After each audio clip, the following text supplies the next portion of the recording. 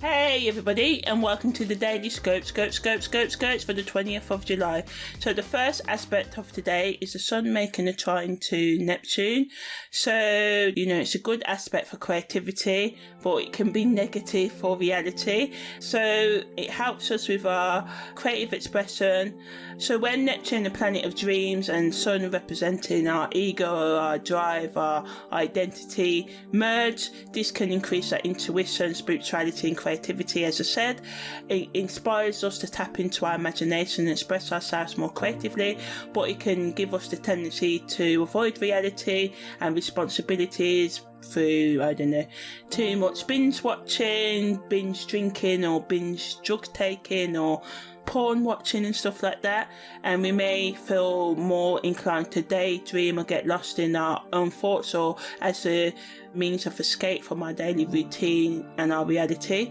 To make the most of this transit, it's essential to balance creativity with practicality and responsibility, and to stay grounded in reality while also allowing ourselves to explore the depths of our imagination, our spiritual side and our creativity.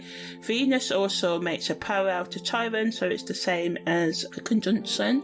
So this is good for healing, but can also make us more vulnerable at this time, and this can affect our relationships as we find ourselves seeking deeper connections with others. So if anyone with like a casual hookup or superficial relationship with them, we try to go for them for depths. This could cause trouble here, but it's also good for seeking out new connections with others who can not provide these needs but help you on your journey.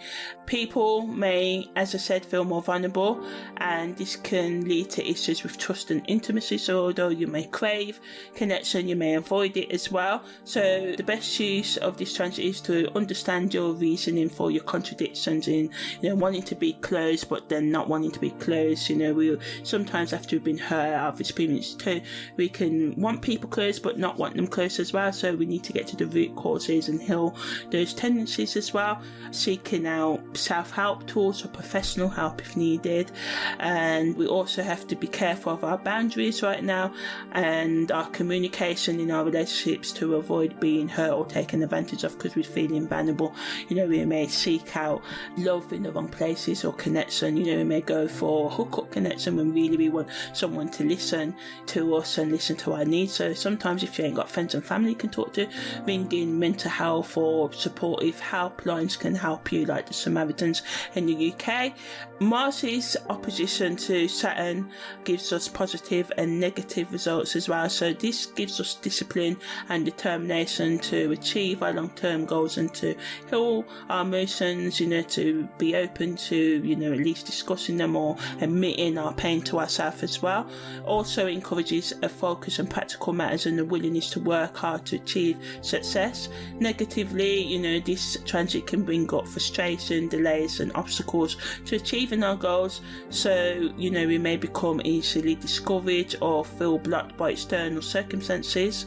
On the spiritual psychological level, this aspect of Mars in opposition to Saturn gives us the opportunity to develop resilience, patience and perseverance in the face of adversity and obstacles. The best use of this transit is to stay grounded and focused and keep moving forward even when things get difficult. By staying disciplined and committing to our goals, we can overcome any challenges that come up.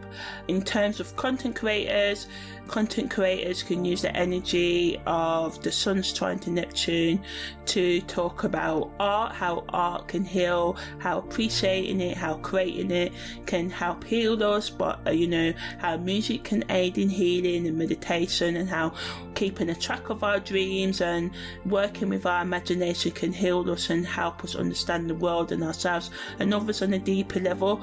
Also, you may want to start off your own writing at this time, or photography, or anything else you've been working on as well. Any content that inspires and uplifts others at this time and connects with their emotions and helps them with emotional release or understanding is good as well, and providing them with tips on how to focus on their healing, even though sometimes it's the last thing we want to do because it involves going over our painful experiences, and this can be hard to do as well, and also maybe confronting people who may not want to listen. So sometimes we have to find our own healing on our own without any closure or acknowledgement of, yeah, I did do wrong to you. And also content on how to overcome blame, because even though there may be a blame, blaming others stops us from taking responsibility for our own happiness. Yes, others may treat us crap and done crappy things, but ultimately we have to realise that sometimes they can't give our happiness to us. Even if they say sorry, we have to find our own happiness. So content that gives tips on self-care and how we can overcome our obstacles as well, and offering guidance on how we can navigate difficult times and set boundaries and find inner strength and build on being more resilient and stronger, basically. And also sharing any personal stories and insights you may have with any struggles you have with your own psychological, emotional and spiritual health. So yeah, that was the daily scopes for the 20th of July.